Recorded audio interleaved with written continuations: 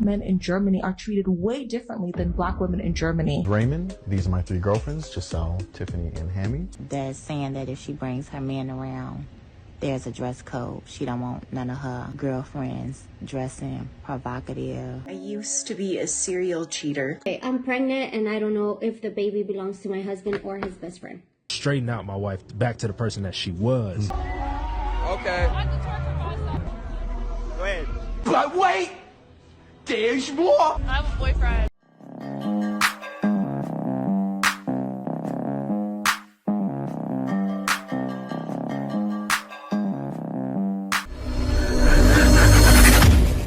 Welcome back to More to Life. Before I get into this video, like, comment, subscribe. Also, smash that notification bell just to be sure you get on my videos as soon as I release them. Let's get right into this. So I know we all have seen the video of the lady that's saying that if she brings her man around, there's a dress code. She don't want none of her girlfriends dressing provocative. I don't know. I feel like every time I come outside, if me and the girls is going out, I'm definitely dressed to the gods. Show stopping. Yeah. And I expect my friends to do the same. And if it's not a couples thing, then leave your men at home if there's a problem. Because yes, if you saying all of this, we definitely know there's been trouble in paradise. We definitely know he's got a wandering eye. We definitely know you don't trust him. But instead of projecting onto the women, leave that man alone. Stop wasting your time on somebody who obviously ain't gonna be respectable. You know what I'm saying? Evidently, it's going to embarrass you in front of your friends if you got to give your friends a dress code. That just says enough in itself. Did anybody else see that video? Telling your friends they have to have a dress code is a little bit weird, because why are you bringing your man around your friends, right? If you feel they're going to dress like skeezies and woman of the night, why is the man with you? Seriously. Because you're worried about how you're dressing. That means, this is how I would feel as a man. You must be participating in the same things they're participating. Friends are doing all kinds of wild things, and I don't want you to have no part to that. So I'm one of those kind of guys. You got girlfriends, you want to go out, you don't want to be with me. My name is Raymond. These are my 3 girlfriends, Giselle, Tiffany, and Hammy. They call me daddy, but I have not brainwashed them. We met in 2020. We met through mainly Twitch. I would look forward to spending time online with them. All of us was just so natural, like it felt like they were supposed to be part of my life. I would say to people who judge a relationship to quite literally not judge a book by its cover. We listen and we don't judge. Love each other. This idea was it to form a polyamorous relationship. We enjoy gaming together, cooking together, eating together. It's the normal pros and cons of being in any relationship, and I feel like that's where I came from. But just in this state, it would be with more people, making sure that you have the mental capacity to, be able to help everybody out or make sure you're physically there for them. We listen and we don't judge. People will assume that us 3 aren't happy somehow and we're just here for him. They don't slave. It's because people don't want to believe that there's other things out there other than monogamy. Multiple people will message daddy and be like, how did you do this? One misconception is that we're just here like sexually. We started long distance. We listen and we don't judge. I know they're competing for him. And I know the one with the boobage is winning. A lot of the competitions, you can see she's winning, but it was her idea. The one with the glasses, well, all of them got glasses, but the one with the white top, it was her idea. People also assume like, oh, okay, you're poly, so you'll do something with me, right? Right? Yeah. Like we're just running around doing stuff with other people, and we don't do that. The reactions that we get in public don't really deter me from being in the relationship that I'm in. I'm happy, and I want everyone else to see. Of course it doesn't deter you. You're extremely happy. You got 3 girls at your beck and call. You don't have to worry about somebody putting out. You don't have to worry about none of that. Why? I'm sure it happens. Just like one was trying to give you a kiss and the other one gave you a kiss and you're kissing all of them. That's a good competition to have. They're competing for your love that way. My man is doing it, but no, I would never do it, but I guess it works for him. Husband told me, don't put that sticky tape on the ground. It's not going to come off. And I said, well, that's the point. I don't want my rug to move. I don't want it to come off. Well, the rug sucks and I want a new rug, so this has got to go. And now I can't get all this leftover rug and sticky off. This is your friendly reminder not to buy the $5 rug tape from Kmart. If anyone needs me, I'll just be here scraping all this tape and rug. Whose fault is that? Off my floor. You're gonna make a slop job now with a floor. I don't think she's thinking. She just wants to make her TikTok for your enjoyment and go on about her day, but it's creating a bigger problem. Black men in Germany are treated way differently than black women in Germany. Black men are appreciated in Germany. Black men are put in a cultural sense, in a societal sense, you are seen as interesting, whereas black women are seen as lesser. An experience, a novelty in which you can approach voyeuristically, and it's dehumanizing. I was a member at Soho House, and I remember seeing a black man sitting there, and there was all these white women around him glorifying him, gawking at the fact that he was existing.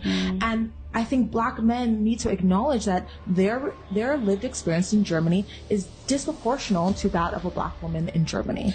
Of course, black men know that. Why do you think they're going to Germany, right? Now, black guys are going to Germany. They're coming out here to the Philippines. I know why I left. And it makes sense that those guys are leaving too. They're being treated like kings now. I understand what happens. And it's not your fault, but it's the woman before you fault. It's also the women that are here now. The Cardi B's, those women shaking it. Wop, wop, make it drop. That's some ass. Yeah. Things like that. Even Nicki Minaj back in the day. It made it horrible. Guys see that. Guys in other countries see, oh, wow, I wonder if it looks like Foxy Brown. I wonder if it looks like Megan Thee Stallion. Yeah, they want experience. From a former cheater. Yes, you heard me right.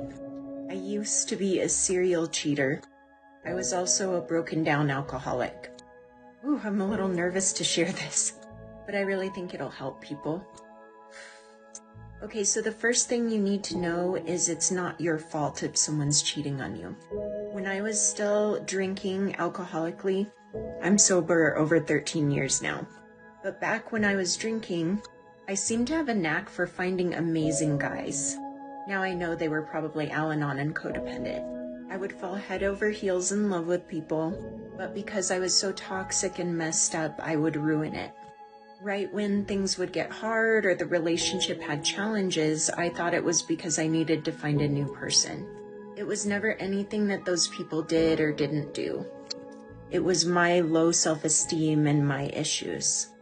I also felt so bad about myself, I didn't really think that it would hurt them. I honestly thought they'd be better off without me. The second thing you need to know is nothing you do or say is going to heal that person. It's the 3 C's. You didn't cause it, you can't control it, and you can't cure it. That's not to say that you can't inspire someone to get better by removing yourself. Sometimes that happens, but don't hold your breath.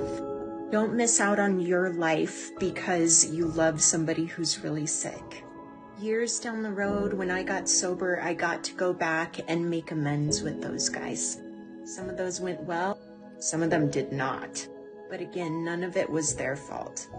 Years later, when I got sober as well, I got cheated on. Karma sucks. By that time, I was healthy and I was able to really feel the pain. It made me realize even more what I had done to other people. That's when I started relationship coaching and helping others and trying to help people get over the heartbreak and pain that I felt and that I had caused. Just remember, if you're meant to be with that person, it'll work out. And if you're not, there's nothing you can do. So focus on you and be safe. Take care of yourselves and know that you are more than enough. Yes, and I'm here to help. It's $12.99. I have a package for you guys. Like, no. Now, I'm sure you went back to those guys. I'm sorry. When I was with you, I banged all 5 of your friends. Could you imagine? She looked like she's still drunk right now. I'm sorry. Those, but yeah, I understand. Now, of course, every man should find it in his heart to forgive. Like, if my ex, who did the same thing to me, right? It happens. We all were young. It happened to all of us at some time, right? If she came back in the pot, of course I'd forgive. But still, I look at him and go, what are you doing now? Seriously, you want to see how they doing going, is that person winning? Not to bring them down. But, you get a little chuckle. Okay, I'm pregnant and I don't know if the baby belongs to my husband or his best friend. Listen and we don't judge. So I've been married for 6 years to my husband. I met my husband at a party. In that same party, I also met my husband's best friend. So my husband's best friend was the one that initially started talking to me and we became good friends. Let's call the best friend Jose. Me and him got along really, really well. And so about a month later, he calls me up and he's like, hey, I'm about to have a party at my house. Do you want to come? So I was like, yeah, I'm going to go through. So pretty much at the party, that's when me and my husband actually started to talk more. And at the end of the night, he offered me a ride home. And I was like, sure. And I'm not going to lie. At first, I was really feeling Jose. But then when I met my husband and started talking to him, well, my feelings just shifted. A couple months later, he asked me to be his girlfriend. I said yes. And then about a year later, he proposed to me and then we ended up getting married. Now my husband works out of town. So he is only home about 5 days in 1 month. When he's home, his best friend always comes around. His best friend, Jose, is now married and he comes around with his wife. One night, they were over and we were all drinking. We were eating dinner. Till this day, I'm a lightweight.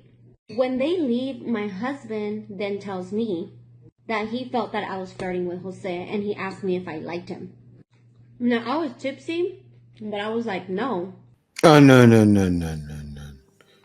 Alcohol always brings out the truth. And to be honest, I wouldn't be drinking with any friends, any other couples. Seriously. That's not something I would do. I'm happy, actually, that my wife doesn't drink. Seriously, she doesn't. She tasted it before, but that's about it. And this is why. Actually, I would say almost all of my life, I haven't really been with women that drink. Why is that? For things like this. I don't fucking like him. Like, that's crazy, right? My husband proceeds to say that he wouldn't even be mad like that if I try to get with Jose.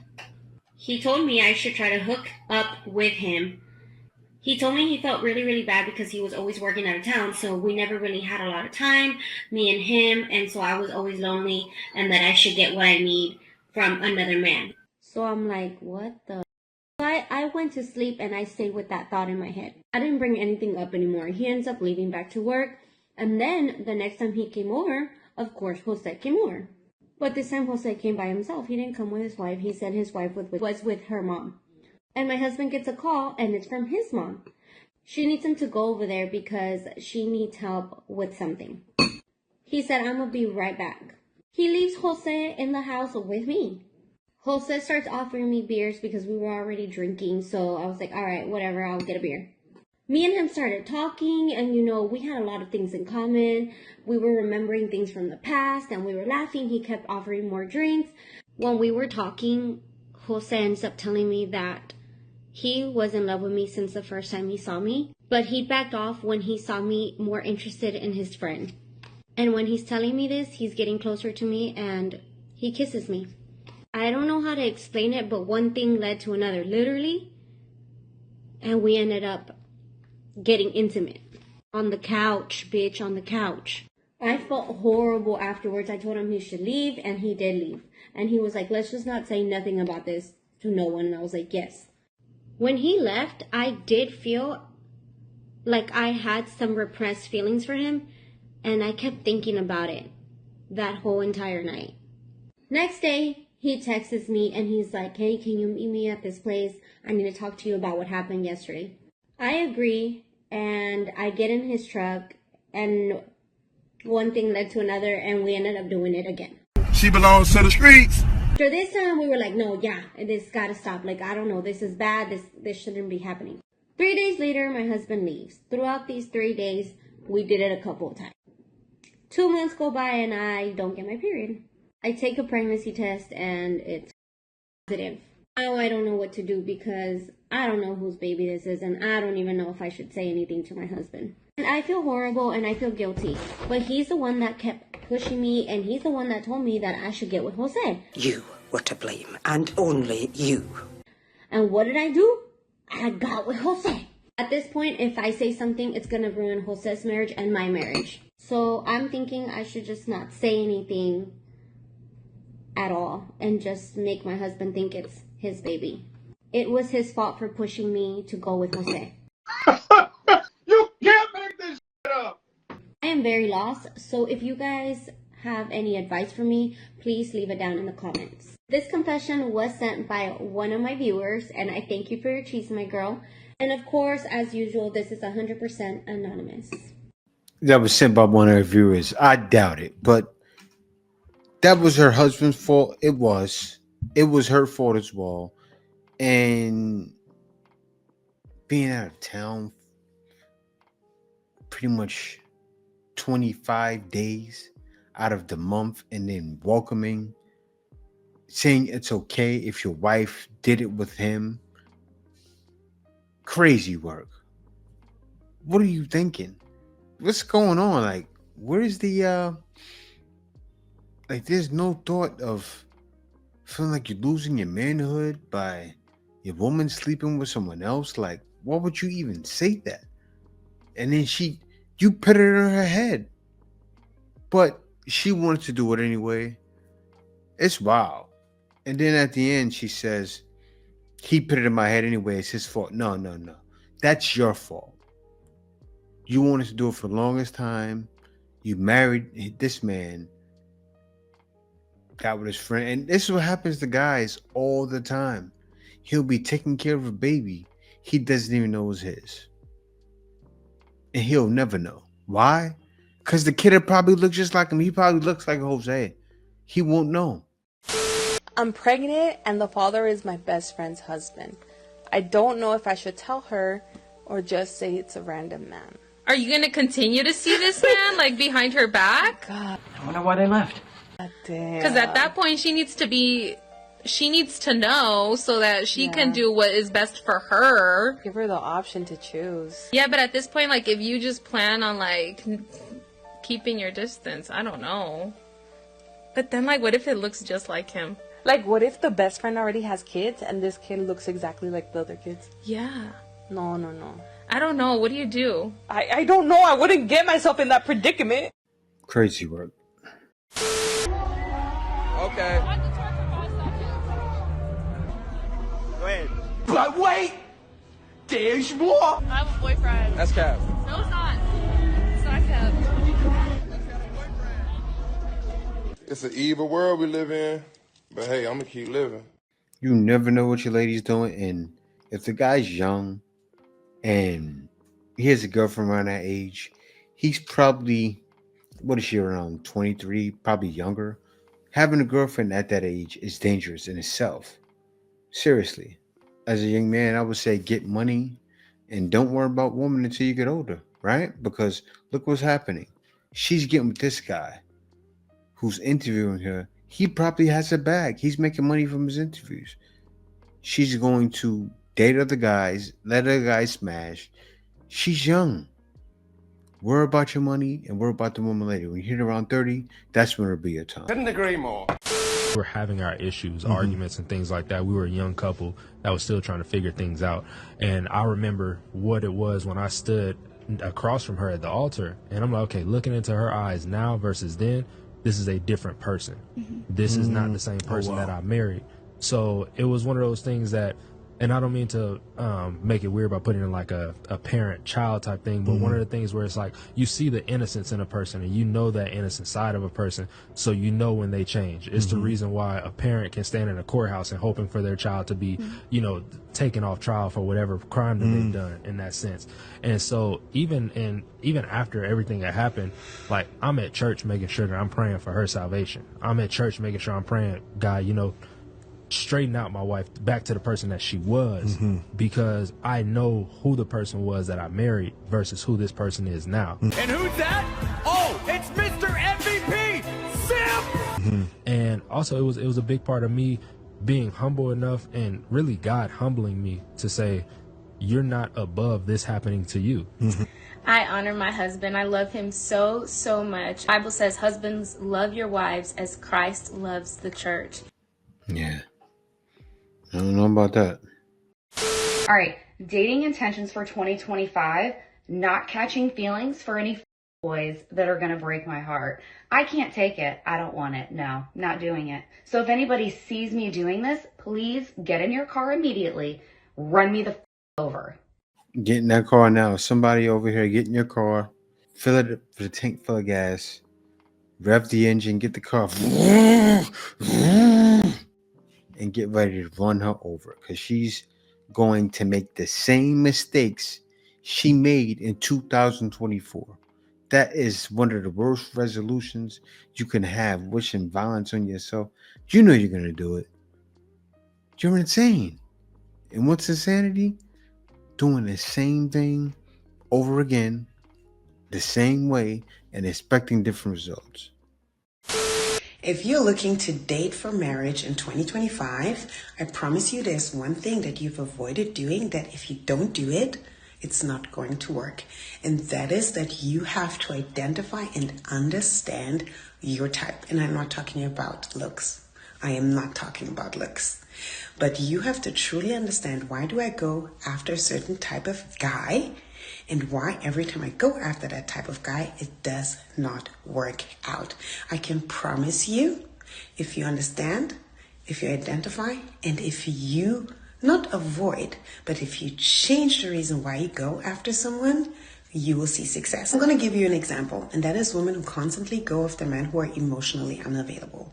A lot of times, a subconscious reason why we go after men who are emotionally unavailable is because subconsciously, we don't even believe that we are ready for a guy that is truly available, right? For a guy that is truly willing to go the distance, work on those limiting beliefs, because that means you will be challenged to show up. An emotionally unavailable guy gives you room to hide. He gives you room to not step up to the plate. He gives you room to blame it on him if things don't work out. No, that's not the case.